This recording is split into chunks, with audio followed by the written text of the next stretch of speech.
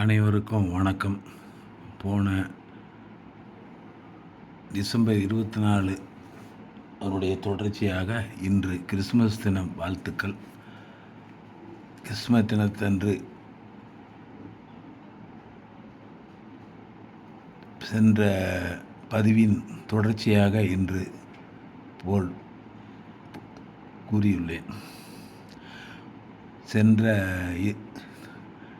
இதன் தொடர்ச்சி இந்த ஜீவர்களுக்கு சூட்சும ஸ்தூல சரீரங்கள் உண்டாவதற்கு முன்பாக இருக்கின்ற காரண சரீரத்தின் பெயரை பிரக்ஷன் என்று சொல்லியிருந்தான். அடுத்தது, இதே ஜீவன் சூட்சும ஸ்தூல உடல்கள் எடுத்து நாசமாகும் போது உயிர் மீண்டும் சுளுத்தி நிலையில் காரண சரீரத்துடன் சம்பந்தம் வைக்கும்போது அதன் பெயர் பிரக்ஜன்.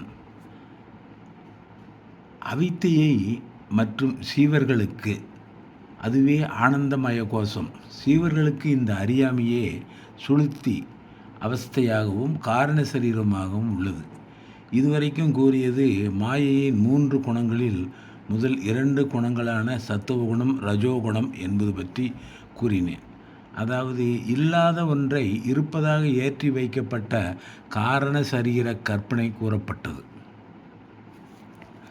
இனி சூட்சும சரீரம் உண்டான கற்பனையும் சொல்கிறேன்.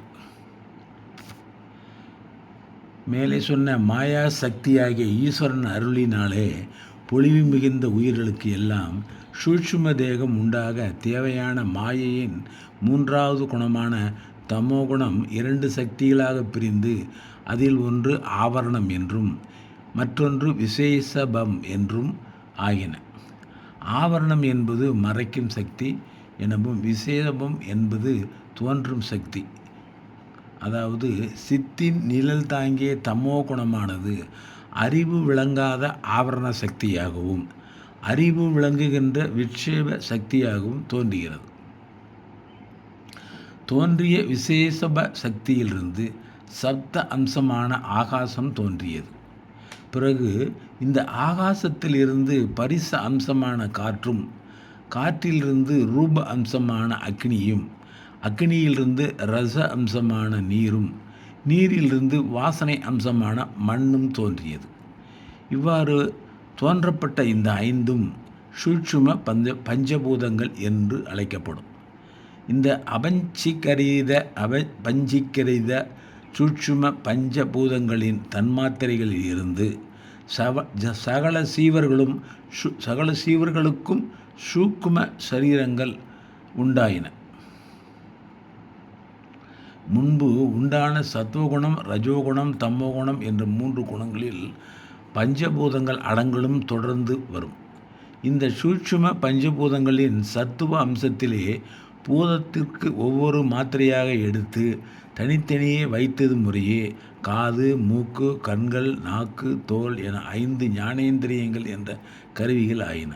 அடுத்து அந்த பஞ்சபூதங்களின் சத்துவ அம்சத்திலே பூதத்திற்கு ஒவ்வொரு மாத்திரையாக எடுத்து அனைத்தையும் ஒன்றாக சேர்த்து மனம், புத்தி, சித்தம், அகங்காரம் மற்றும் உள்ளம் என்ற அந்தக்கரணங்கள் உண்டாயின. 5 அந்தக்கரணங்களில் உள்ளம், சித்தம், அகங்காரம் ஆகிய 3 தத்துவங்களையும் மனதில் அடக்கி மனம் மற்றும் புத்தி என்ற அந்தக்கரணத்தை 2 தத்துவங்களாக கொண்டு ஞானேந்திரியங்கள் 5ம் சத்துவகுண அம்சமான அந்தக்கரணங்கள் 2ம் ஆக 7 தத்துவங்கள் உண்டாயின.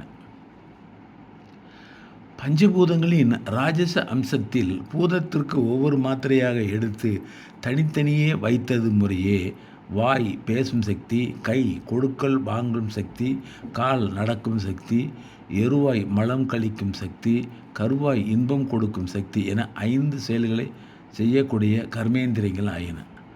அடுத்ததாக பஞ்சபூதங்களின் ராஜச அம்சத்திலே பூதத்திற்கு தலா ஒவ்வொரு மாத்திரையாக எடுத்து ஒன்றாக சேர்த்து பிராணன், அபானன், வியானன், உதானன், சமானன் என 5 வாயுக்கள் ஆயின. அதாவது ரஜோகுணத்தில் சமஷ்டி பாகத்தில் உண்டானவைகள் பிராணன்கள் என்றும் ரஜோகுணத்தில் வியஷ்டி பாகத்தில் உண்டானவை கர்மேந்திரியங்கள் என்றும் ஆயின. முதலில் கூறிய 7ம் இப்போது கூறப்பட்ட 5 கர்மேந்திரியங்கள் மற்றும் 5 வாயுக்களும் ஆக 17ம் சேர்ந்து அனைத்து ஜீவராசிகளுக்கும் லிங்க சரீரம் எனப்படுகிறது. லிங்க சரீரம் என்றால் சூட்சும சரீரம் என்று பொருள். இதிலே அந்தக்கரணம் 5ஐயும் சேர்த்து மொத்தம் 25 தத்துவங்களையும் சிலர் சூட்சும சரீரமாக கொள்வார்கள். தனியாக ஒரு சூட்சும சரீரத்தை எனது என்று அபிமானிக்கிற ஜீவனுக்கு தைஜன் என்று பெயர். அனைத்து சூட்சும சரீரங்களையும் எனது என்று அபிமானிக்கின்ற ஈஸ்வரனுக்கு கிரண்யகற்பன் என்று பெயர். இதுவே இவர்கள் இருவருக்கும் சூட்சும சரீரமாகும். இந்த சூட்சும சரீரத்திற்கு பிராணமய கோஷம், மனோமய கோஷம், விஞ்ஞானமய கோஷம் என கோஷங்கள் 3 உள்ளது. பிராணவாயும் கர்மேந்திரியமும் சேர்ந்து பிராணமய கோஷம் என்றும், மனமும் ஞானேந்திரியமும் சேர்ந்து மனோமய கோஷம் என்றும், புத்தியும் ஞானேந்திரியங்களும் சேர்ந்து விஞ்ஞானமய கோஷம் என்றும் அழைக்கப்படும். பிறகு விழிப்பு, கனவு, ஆழ்ந்த உறக்கம் என்ற 3 அவஸ்தைகளில் சூட்சும சரீரத்திற்கு இதுவே கனவு நிலை ஆகும். சூட்சும சரீரம் தோன்றிய கற்பனையை இதுவரை கூறினேன். இனி ஸ்தூல சரீரம் தோன்றும் கற்பனையை கூறுகின்றேன். தாங்கள் செய்கின்ற கர்மத்திற்கு ஏற்றவாறு அந்த கர்ம பலன்களை அனுபவித்து தீர்க்க ஜீவர்களுக்கு ஸ்தூல தேகமும் போகமும் உண்டாகும் பொருட்டு மாயா சகித ஈஸ்வரன் பஞ்சீகரிக்கப்பட்ட ஸ்தூல பஞ்சபூதங்களை உருவாக்கினார். இதையே பஞ்சீகரணம் என்று அழைக்கப்படுகிறது. சத்துவகுணம், ரஜோகுணம் அம்சங்கள் போக மீதமுள்ள தாமசகுண அம்சமான 5 பூதங்களில் ஒவ்வொன்றையும் 2ஆக பகுத்து முற்பாதி 5இல் ஒவ்வொரு பூதத்தையும் தனித்தனியாக எடுத்து வைத்து கொண்டு 2ஆம் பாதி 5இல் தனது அம்சத்துடன் சேர்க்காமல் மற்ற 4 பூதங்களுடன் அரைக்கால் மாத்திரையாக கொடுக்க பஞ்சீகரணம் எனப்படும். அதாவது ஒவ்வொரு பூதத்திலும் மற்ற 4 பூதங்கள் சேர்ந்து ஒவ்வொன்றும் 5 ஆயிற்று என்பதாம். இப்படி பஞ்சீகரணத்தினால் ஸ்தூல ஆகாயமும், ஸ்தூல வாயுவும், ஸ்தூல அக்னியும், ஸ்தூல நீரும், ஸ்தூல பூமியும் உண்டாயின. இப்படிப்பட்ட இந்த ஸ்தூல மகா பஞ்சபூதங்களின் வாயிலாகவே அனைத்து ஜீவர்களின் ஸ்தூல சரீரங்களும், அண்ட சராசரங்களும், பல புவனங்களும், அவற்றுள் ஒன்றாகி இந்த பூமியும், இந்த பூமியில் போகங்களும் உண்டாயின. இந்த ஸ்தூல தேகத்தை நான் என்று அபிமானிக்கும் ஜீவனுக்கு விஸ்வன் என்றும், ஈஸ்வரனுக்கு விராட் புருஷன் என்றும் கூறப்படும். இந்த ஸ்தூல தேகமே இவ்விருவருக்கும் சாக்கிரத அவஸ்தையும் அன்னமய கோஷமும் ஆகும். இவ்வாறு ஸ்தூல சேகம் கூறப்பட்டுள்ளது. ஜீவர்களுக்கும் ஈஸ்வரனுக்கும் சரீர உபாதி ஒன்றானால் இனி ஜீவனுக்கு எப்படி 3 சரீரங்கள், 3 அவஸ்தைகள், 3 அபிமானங்கள் போன்ற உபாதி உண்டானதோ அவ்வாறே ஈஸ்வரனுக்கும் 3 சரீரங்கள், 3 அவஸ்தைகள், 3 அபிமானங்கள் என உபாதி இருக்க ஜீவனுக்கும் ஈஸ்வரனுக்கும் உள்ள பேதம் என்ன என்றால் ஜீவன் காரிய உபாதி, ஈஸ்வரன் காரண உபாதியாகும். சிவன் தன் தேகத்தில் மாத்திரம் கலந்து நிற்கிற வியஷ்டி சரீரம் ஆவான்.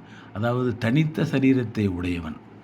ஈஸ்வரன் எல்லா ஸ்தூல தேகங்களையும் சேர்த்து சமஷ்டி என்ற ஒன்றேயான தன்னுடைய ஸ்தூல தேகமாகவும், எல்லா சூட்சும தேகங்களையும் சேர்த்து ஒன்றேயான தன்னுடைய சூட்சும தேகமாகவும், எல்லா காரண தேகங்களையும் சேர்த்து தன்னுடைய ஒரே காரண தேகமாக கொண்டு அனைத்து பிரபஞ்சங்களில் கலந்து நிற்கின்ற சமஷ்டி சரீரம் உடையவன்.